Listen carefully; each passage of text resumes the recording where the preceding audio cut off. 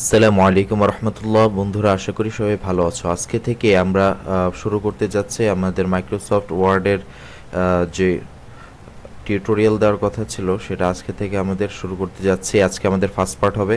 তো প্রথমে আমরা যদি আমাদের ফাইলটা ওপেন করতে চাই তাহলে আমাদের মাউসের রাইট বাটনে ক্লিক করতে হবে। সেখান থেকে নিউ থেকে আমরা চলে যাব মাইক্রোসফট ওয়ার্ড ডকুমেন্টে।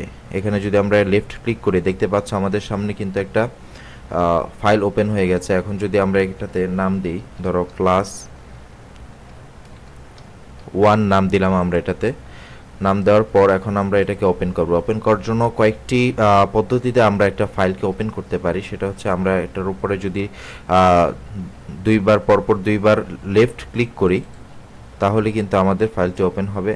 অথবা যদি আমরা এটার উপরে মাউসের পয়েন্টারটা রেখে আমরা যদি রাইট ক্লিক করি তাহলে দেখো আমাদের এখানে একটা মেনু ওপেন হয়েছে। এখান থেকে আমরা ওপেনে ক্লিক করে বা এন্টারে ক্লিক করে কিন্তু আমরা আমাদের ফাইলটি ওপেন করতে পারি। দেখতে পাচ্ছ আমাদের ফাইলটি অলরেডি ওপেন হয়ে গেছে। এখন ওপেন হওয়ার পর আমরা কি করতে পারি? আমরা ধরো কিছু লেখালেখি করব।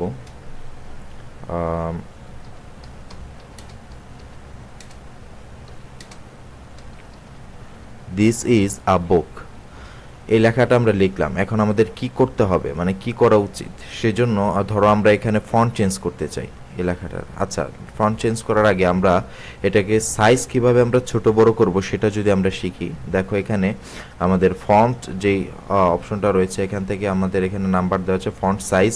ফন্ট সাইজে যদি আমরা ক্লিক করি, দেখতে পাচ্ছ এখানে 8, 9, 10 এরকম দেওয়া আছে। তোমরা প্রথমে যেই লেখাটার ফন্ট সাইজ চেঞ্জ করবে সেটাকে আগে সিলেক্ট করে নেবে। সিলেক্ট করে দেন এখান থেকে তোমরা ফন্ট সাইজটা সিলেক্ট করে দিবে। তোমরা কত ফন্ট সাইজ ইউজ করতে চাও। ধরো আমরা এখান থেকে 20 ফন্ট সাইজটা ইউজ করতে চাই।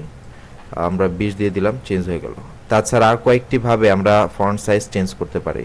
ধরো আমরা এটাকে সিলেক্ট করলাম, করার পর এখানে একটা আমাদের মেনু ওপেন হয়ে গেছে। এখান থেকে আমরা যদি এটা ক্লিক করি, এখান থেকেও কিন্তু আমরা আমাদের ফন্ট সাইজটা চেঞ্জ করতে পারছি। দেখো এখানে কিন্তু আমরা 28 দিয়ে দিলাম। শুধু তাই নয়, আবার আমরা ক্লিক করি, সিলেক্ট করে এখান থেকে যদি আমরা এই তোমার ডিক্রিজ ফন্ট সাইজে ক্লিক করি, তখন দেখো আমাদের লেখাটা ছোট হচ্ছে। আবার যদি আমরা ইনক্রিজ ফন্ট সাইজে ক্লিক করি, দেখতে পাচ্ছ আমাদের লেখাটা কি বড় হয়ে যাচ্ছে। তারপরে দেখো আরও একভাবে আমরা কিভাবে আমাদের লেখাটাকে ছোট বড় করতে পারি। এখানে দেখো ঠিক এই ইনক্রিজ ডিসক্রিজ অপশনটা কিন্তু এখানে রয়েছে। ইনক্রিজে দিলে আরও বড় হচ্ছে, হ্যাঁ। তারপরে যদি আমরা এখান থেকে ডিক্রিজে দিই তাহলে আবার ছোট হবে। তাহলে আমরা শিখলাম যে একটা লেখাকে বা আমাদের ফন্ট সাইজটা আমরা কিভাবে ছোট বড় করতে পারি। তারপর আমরা এটার ফন্টটা আমরা চেঞ্জ করতে চাই। ফন্ট স্টাইল, এটাকে বলা হয় ফন্ট স্টাইল। আমরা চেঞ্জ করতে চাই। দেখতে পাচ্ছ আমাদের এখানে অনেক রকমের ফন্ট সাইজ রয়েছে। আমরা ধরো একটা ফন্ট সাইজ চেঞ্জ করে দিলাম। দেখতে কত সুন্দর একটা ফন্ট স্টাইল কিন্তু আমাদের চলে এসেছে। তাহলে যখন আমরা ছোট বড় করব এটাকে বলা হয় ফন্ট সাইজ। আর যখন আমরা একটা লেখার ডিজাইন বা লেখার ফন্ট চেঞ্জ করব এটাকে তোমার বলা হয় ফন্ট স্টাইল বা ফন্ট চেঞ্জ। ধরো আবার সিলেক্ট করলাম, সিলেক্ট করে আমরা ঠিক এখানে যদি আমরা রাইট ক্লিক করি, অথবা ধরো রাইট ক্লিক ছাড়াও যদি আমরা সিলেক্ট করে ছেড়ে দিই, দেখতে পাচ্ছ এখানে একটা মেনু ওপেন হয়েছে। আমরা এখান থেকে কিন্তু আমাদের ফন্টটা এখান থেকে আমরা চেঞ্জ করে দিতে পারি। তাহলে দেখতে পাচ্ছ কতভাবে আমরা কিন্তু অনেকভাবে আমাদের ফন্ট সাইজগুলোকে ছোট বড় করতে পারছি, প্লাস আমাদের ফন্টের যে স্টাইলগুলো সেগুলোকে আমরা চেঞ্জ করতে পারছি। এবার দেখো যে আমরা কিভাবে একটা লেখাকে বোল্ড করতে পারি। তোমরা দেখো যে একটা লেখায় অনেকগুলো অংশ থাকে, কিন্তু কিছু অংশকে হাইলাইট করার জন্য বোল্ড করা হয়, অর্থাৎ একটু মোটা করে লেখা হয়।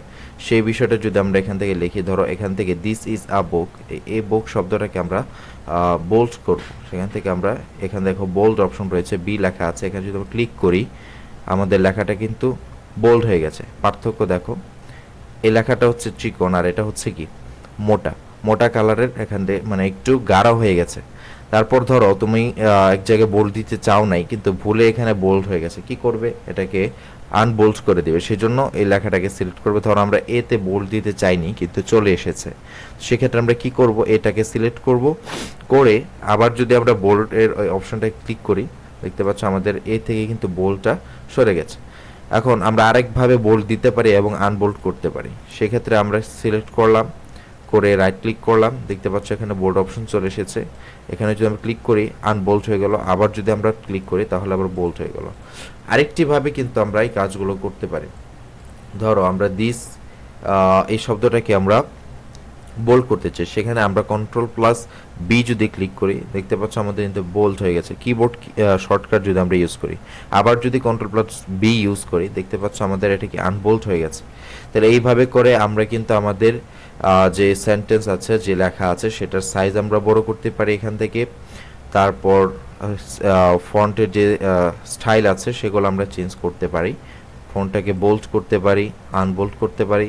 তারপর ধরো এখানে যে অপশনটা আছে এটার নাম হচ্ছে ইতালিক। ইতালিক মানে হচ্ছে আমরা অনেক সময় দেখি যে আমাদের কিছু নোট টাইপের লেখা থাকে, লেখা নিচে একটু বেঁকা বেঁকা করে লেখা, সেই স্টাইলটা যদি আমরা দিতে চাই সেক্ষেত্রে কিন্তু আমরা ইতালিক ইউজ করতে পারি। যেমন ধরো আমরা এখান থেকে যদি ক্লিক করি আমাদের লেখাটা কি বেঁকা হয়ে গেল, এখন ধরো আমরা ইটালিকটা সরিয়ে দিব, সেটা কী করব, আবার লেখাটাকে সিলেক্ট করব, সিলেক্ট করে আবার এখানে ক্লিক করব, চলে গেল।